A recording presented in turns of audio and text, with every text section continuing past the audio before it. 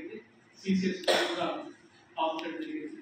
ఈ టీం అంతా కూడా మొత్తం సీసీ కెమెరా ఆధారంగా మొత్తం ఈ గ్యాంగ్ వివరాల్లోకి వెళ్తే వీళ్ళందరూ కూడా యూపీ స్టేట్ కి చెందిన వారు. అందులో చాలా మంది 20 సంవత్సరాలకు పైగా హైదరాబాద్ కామారెడ్డి లాంటి కేసులో చెందిన వారు ఉన్నారు. వీళ్ళకి తెలుగు కూడా మంచిగా వచ్చు. ఈ తెలుగు వచ్చు అండ్ వీళ్ళు పగటి కూడా ఒక పెట్టి బిజినెస్ పనులు చేయడం, లైక్ ఐస్ క్రీమ్ బండిలో ఐస్ క్రీమ్ అమ్ముకుంటూ చుట్టుపక్కల ఏరియాలో రెక్కి చేసుకొని ఎక్కడైనా ఆపర్చునిటీ ఉందా అని చెప్పేసి వెరిఫై చేసుకుంటే రాత్రి పూట ఇటువంటి రాబరీస్ చేయడం వీళ్ళు చేస్తున్నారు. వీళ్ళు ఇప్పటి వరకు మనకు తెలిసిన ప్రకారంగా సుమారు 6 అఫెన్సెస్ వీళ్ళు.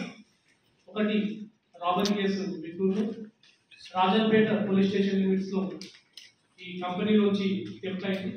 దాంతో ఒక బైక్ థెఫ్ట్ రిపోర్ట్ అయింది. ఒకటి ఈ boxes iron boxes theft case and iron rods theft case కోసం 6 కేసెస్ కూడా వీళ్ళందరూ కూడా తెలుసుకుంటున్నారు. వీళ్ళ ఎవరో ఏంటంటే ఇందాక చెప్పినట్టుగా పగటి కూడా పెట్టి బిజినెస్ చేస్తారు. అండ్ వీళ్ళ ఒక రిసీవర్ ఉన్నాడు. ఆ రిసీవర్ హైదరాబాద్ చెందినవాడు. ఈ రిసీవర్ ఏం చేస్తారంటే వీళ్ళకు వెహికల్ ప్రొవైడ్ చేస్తారు. రాత్రి కూడా దొంగతనం చేసినప్పుడు ఆ సొత్తును కూడా హైదరాబాద్ తరలించడానికి ఒక వెహికల్ ప్రొవైడ్ చేస్తారు. ఆ వెహికల్ లో ఈ సొత్తంతాలను ఈ మెటీరియల్ ఏదైతే దొంగతనం చేశారో ఆ మెటీరియల్ మొత్తం తీసుకెళ్లి ముషీరాబాద్ ఏరియాలో 10 నిమిషాల్లో మొత్తం కూడా విప్పేసి పాటని కూడా దాన్ని విభజన చేసేసి వాళ్ళు దాన్ని ఎక్కడికక్కడ దాన్ని డిస్మాంటిల్ చేసేసి సేవ్ చేస్తున్నారు. సో ఈ ఎంటైర్ ఆపరేషన్ చాలా చాకచక్యంగా మన ఏఎస్పీ గారి ఆధ్వర్యంలో పాల్గొన్న టీం అండ్ సిసిఎస్ టీం కూడా చాలా కష్టపడి ఈ ఇండస్ట్రియల్ గ్యాంగ్ పట్టడం జరిగింది. ఇప్పటి వరకు అయితే వాళ్ళు కేవలం 6 కేసెస్ చెప్తా ఉన్నారు. ఇంకా ఫర్దర్ గా పోలీస్ కస్టడీ తీసుకొని వీళ్ళని వెరిఫై చేయాల్సి ఉంటుంది. సో ఇప్పటి వరకు సీజ్ అయిన ప్రాపర్టీలో ఈ సెల్ ఫోన్స్ అండ్ సుమారు 15 లక్షల వర్త్ ఈ కండెన్సర్స్ కానీ ఈ మెషిన్ కి సంబంధించినవి అండ్ 39,000 వర్త్ ఈ కాపర్ కేబుల్ ఉంది and centring boxes 15,000 worth and కొన్ని 3 మోటార్స్ దాకా మనకు రికవరీ అయింది అండ్ ఒక 2 వీలర్ కూడా మనకు రికవరీ అవ్వడం జరిగింది. సో ఈ కేసెస్ అన్ని కూడా మన జిల్లాలో ఉన్నాయి. But entire gang settled in Hyderabad and Kamareddy. So ఇటువంటి so on behalf of my office and myself I appreciate the entire ఈ గ్యాంగ్ గత కొంతకాలంగా ఈ సోషల్ మీడియాలో కొన్ని అప్లికేషన్స్ డౌన్లోడ్ చేసుకొని ఆ అప్లికేషన్స్ తో కొంతమంది లీవ్ చేసుకొని ఫ్రెండ్షిప్ చేసుకొని ఈ ఫ్రెండ్షిప్ మీటింగ్ లాగా వాళ్ళని పిలుచుకొని వాళ్ళని పిలిచి ఒక ఐసోలేటెడ్ ప్లేస్ పిలిచిన తర్వాత వాళ్ళని కొట్టడం, వాళ్ళ దగ్గర బెదిరించి వాళ్ళ దగ్గర డబ్బులు లాక్కోవడం, డబ్బులు లేని పక్షంలో ఫోన్ పే ద్వారా గూగుల్ పే ద్వారా కూడా ఒక అకౌంట్ నుంచి ఇంకో అకౌంట్ మల్టిపుల్ అకౌంట్స్ ద్వారా వాళ్ళు డబ్బులు తీసుకోవడం అనేది ఇది గ్యాంగ్ మోడస్ ఆపరేండి.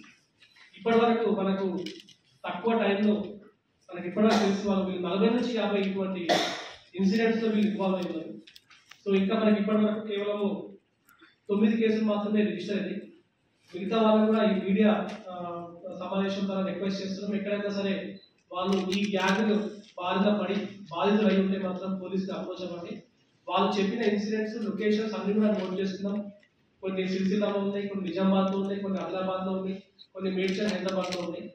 సో ఈ గ్యాంగ్ లో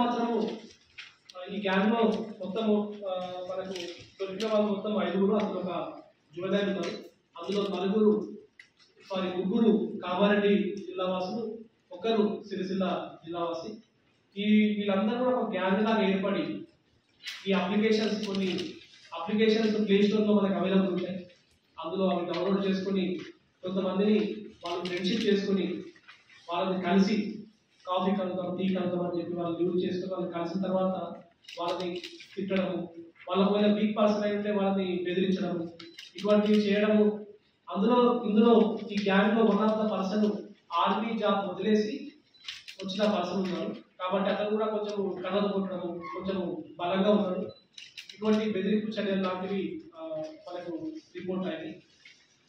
సో ఈ గ్యాంగ్ కూడా ఫస్ట్ మనకు ఇది చాలా వరకు రిపోర్ట్ కాలేదు. సో ఒకవేళ పబ్లిక్ కూడా దీనికి బారిన పడి వాళ్ళు కూడా 10 లాస్ అయి ఉంటే ఖచ్చితంగా వాళ్ళు పోలీస్ డిపార్ట్మెంట్కి కామారెడ్డి పోలీస్ని అప్రోచ్ కావాల్సిందిగా, లేదంటే వాళ్ళు వేరే జిల్లా వాసులు అయితే ఆ కన్సర్న్ జిల్లా వాళ్ళకు కూడా అప్రోచ్ అయ్యే విధంగా రిక్వెస్ట్ చేస్తున్నాం.